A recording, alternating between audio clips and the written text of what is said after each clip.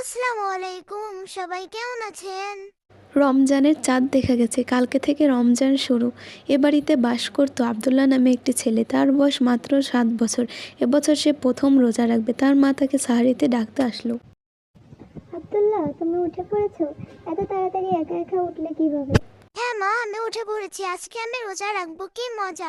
তাই আমি খুব তাড়াতাড়ি উঠে পড়েছি। তারপর তারা দুজনে সাহারি করে নিল। সাহারি করে তারা নামাজ পড়ে ঘুমিয়ে পড়ল।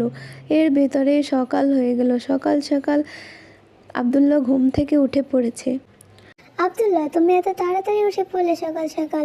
খুব ভালো কাজ করেছো। রমজান মাসে রোজা রাখা আমাদের জন্য ফরজ। এ সময় কোনো মিথ্যা বলা উচিত না এবং খারাপ কাজ হতে বিরত থাকা উচিত এবং খুব বেশি আমল করা উচিত। নামাজ পড়া উচিত, কোরআন পড়া উচিত, সদা সর্বদা সত্য কথা বলা উচিত। আবদুল্লাহ তার মায়ের কথা মনোযোগ দিয়ে বুঝতে পারল। তারপর আসরের সময় আবদুল্লাহর খুব ক্ষুধা লাগলো। হায় আল্লাহ, আমি তো আর পারছি না, এখনো কত সময় বাকি আছে।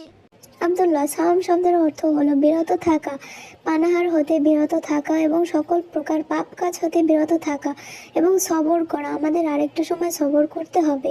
তারপর তার মা একা একা বসেছিল এবং ভাবতেছিল আবদুল্লাহ কোথায় গেল। মাগরিবের আজানের আর 5 মিনিট বাকি আছে। তখনই আবদুল্লাহ এসে পড়ল এবং বলল, মা, আমার রোজা তো পূর্ণ হয়ে গেল, আর মাত্র 5 মিনিট বাকি আছে আজানের। হ্যাঁ বাবা, তুমি অনেক ধৈর্য ধারণ করতে পেরেছো এবং এটা তোমার একটি রোজা পূর্ণ হয়ে গেল। তুমি অনেক বড় হয়ে গিয়েছো বাবা। আমার তোমাকে নিয়ে খুব গর্ববোধ হচ্ছে। তুমি এত বড় হয়ে গিয়েছো। এখন থেকে তুমি সব রোজা রাখতে পারবে। রমজান মাসে হলো ধৈর্য ধারণ করার সঠিক সময়।